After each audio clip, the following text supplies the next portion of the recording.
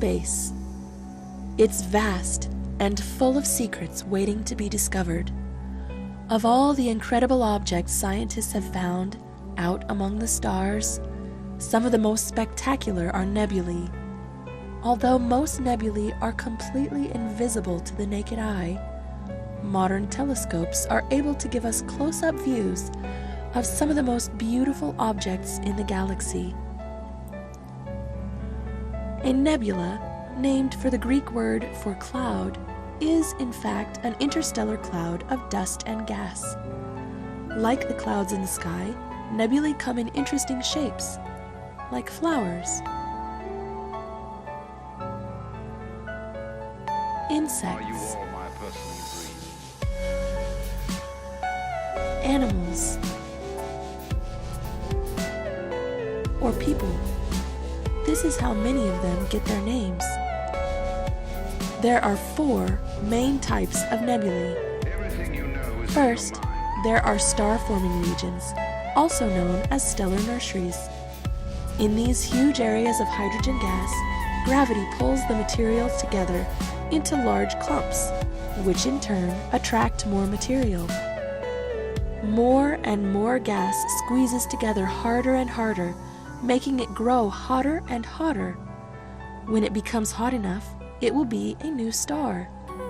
Whatever is left over may become planets circling them.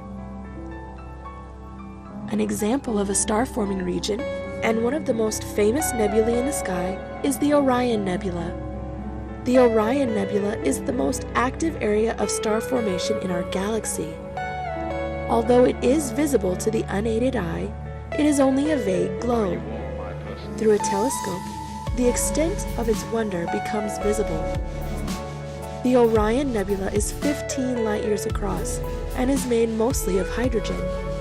When you look at this nebula, you are looking at stars being born. This nebula gets its glow from something called the trapezium, a cluster of 4 stars, each thousands of times brighter than our sun. Their energy has cleared a space in the gases around them. You can see that other stars are being born inside the nebula too. These ovals are blankets of dust surrounding newborn stars. The rings inside are probably new planetary systems being formed around these stars. 1,300 light-years away, the Orion Nebula is only a little glow in Orion's sword. Second, there are planetary nebulae. This kind of nebula doesn't really have anything to do with planets. But when early astronomers saw them through their telescopes, they looked so round and bright, they thought they must be planets. Planetary nebulae are formed by the slow death of ordinary stars.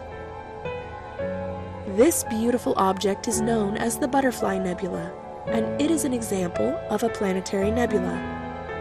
Although it looks peaceful and like a delicate butterfly from afar, it is actually made of raging clouds of gas, heated to more than 36,000 degrees Fahrenheit. For comparison, that is more than 3 times hotter than the surface of the sun. The gas is also in motion, moving at more than 600,000 miles an hour. At that speed, you could go from the Earth to the Moon in just 24 minutes. The third kind of nebulae are called supernova remnants. Sometimes, when a star dies, it doesn't die slowly. It dies with a bang. A supernova is a huge explosion that spreads the material from the star across a huge expanse of space. The leftovers form a nebula, which may over time collect and form new stars. The Crab Nebula is an example of a supernova remnant. This nebula is especially exciting because we know when the star that created it exploded. Nearly 1,000 years ago, Chinese astronomers noticed a bright new star in the sky. It stayed there for almost 2 years and then slowly vanished. Modern astronomers studying the Crab Nebula realized that the bright temporary star described in the ancient record was an excellent match for the supernova that would have created the Crab Nebula. Knowing when the star went nova allowed scientists to learn a great deal about the way that this type of nebula develops. The fourth kind of nebulae are dark nebulae. A dark nebula is a cloud of gas and dust that is only visible because of the bright nebulae and stars behind it. Like a shadow or a silhouette, they take their shape from the light we do not see. One of the most famous dark nebulae is the Horsehead Nebula. It is easy to see where this nebula got its name. The Horsehead Nebula is made of thick dust clouds, so dense that they block the light of the stars behind them. Just because the cloud is dark does not mean that it is cold. Looking at the nebula through an infrared camera that allows us to look at the heat it gives off, we can see that the Horsehead Nebula is very hot indeed. There are even bright spots visible, which show where new baby stars are forming.